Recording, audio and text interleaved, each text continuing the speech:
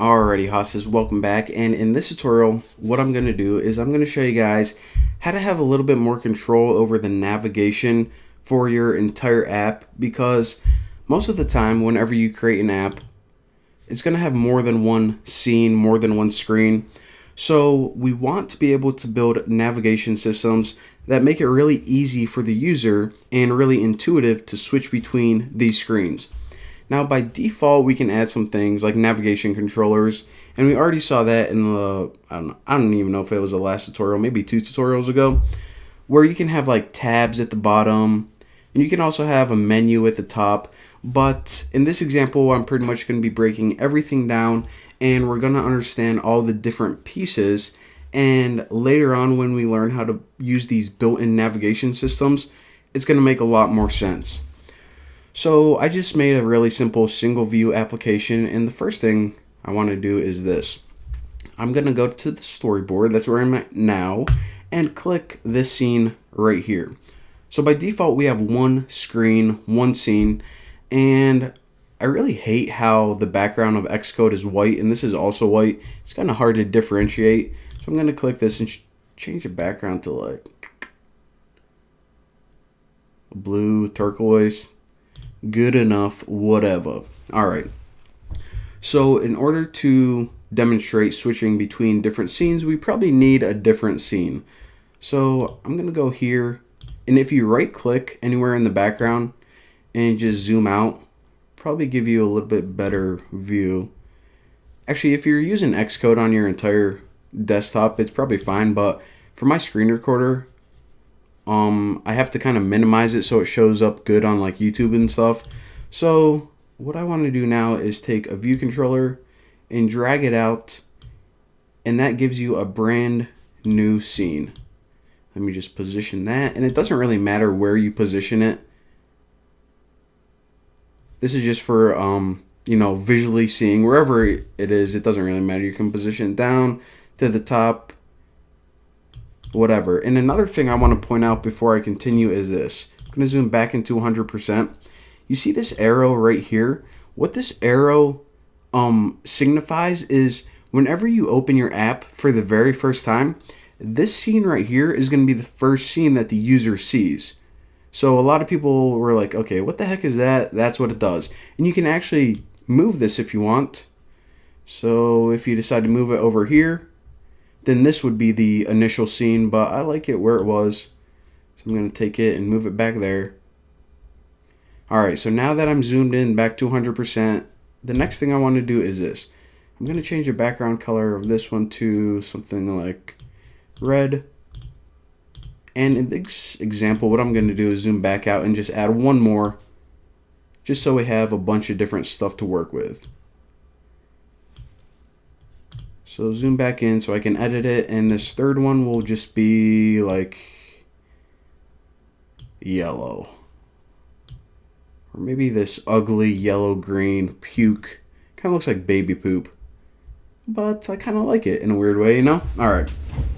So now we have 3 different scenes, 3 different screens that the user can view, but we have no way of switching between them. First of all, we don't have any buttons that the user can click. And second of all, even if we had a button that they can click, there's no connection between these screens. There's no flow. So let's learn how to do that right now. So just for this example, we will have the user click a button. So type in button and drag one out to your very first one. And since I'm not using proper size classes or layouts or anything like that, just stick it in the top left, and then whenever we run the simulator we can see it. And change the text on this to like, go to scene 2. Alright, so that looks good right there. And whenever they click that, I'll show you guys how to change the screen to this one. And we'll also have a button on here that says, go to scene 3. So this, of course, is scene 1, scene 2, and this baby poop one is scene 3. Alright, so now we have buttons so the user can actually touch something on the screen. So how do we pretty much get that transition or that segue between them?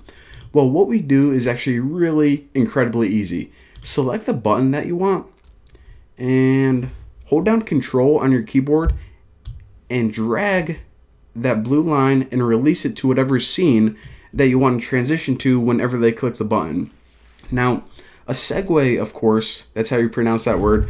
I actually didn't even know. I heard people say it before, but I never seen it written down until like whenever I started learning about iOS development. So it's kind of weird, but whatever. So just choose show right now. And I'll talk to you guys about the different types of segues or transitions that we can have. But right now, what this does whenever you add that connection is it says, okay, now I know whenever the user taps this button that you want to go to this scene right here. So we can actually run this right now. Let me go switch to like iPhone 5 or something.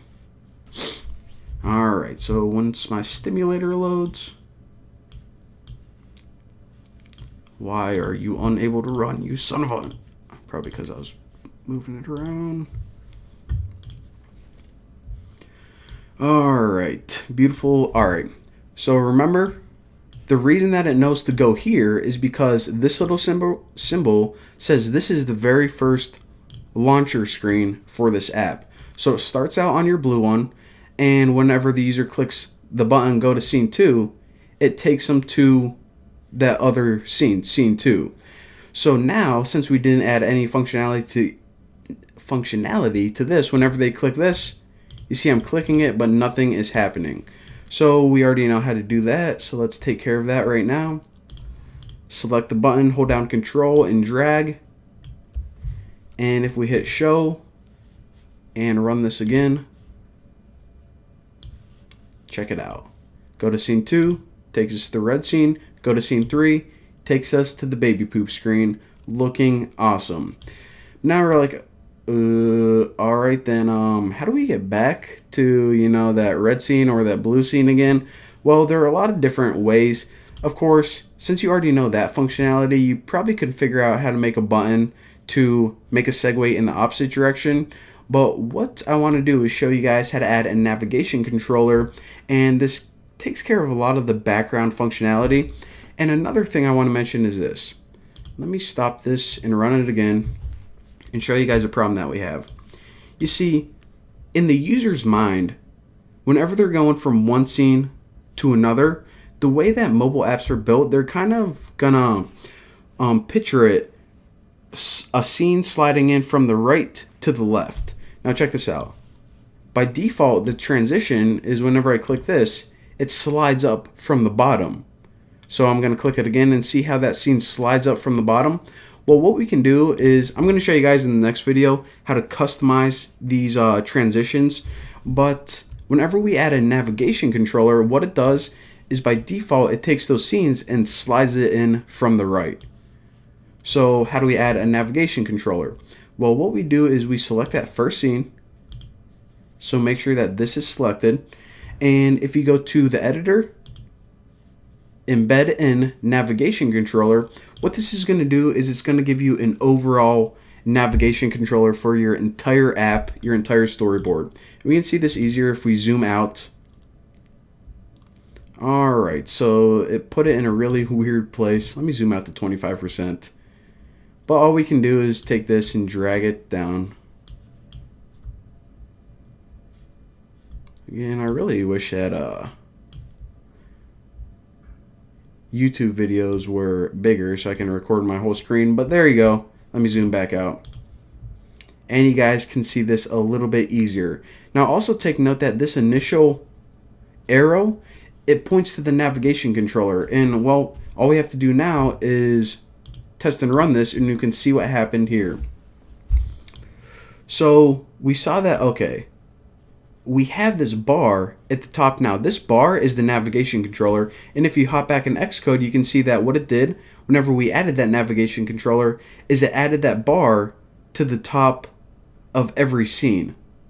So this navigation controller pretty much controls the entire navigation for your entire app. Now, one of the things that this does by default is whenever you click go to scene 2, it gives you that back button. So it does two things that we notice right away. First of all, it allows you to go back by clicking that button. And of course, at the very first one, you can't go back because nothing's before it.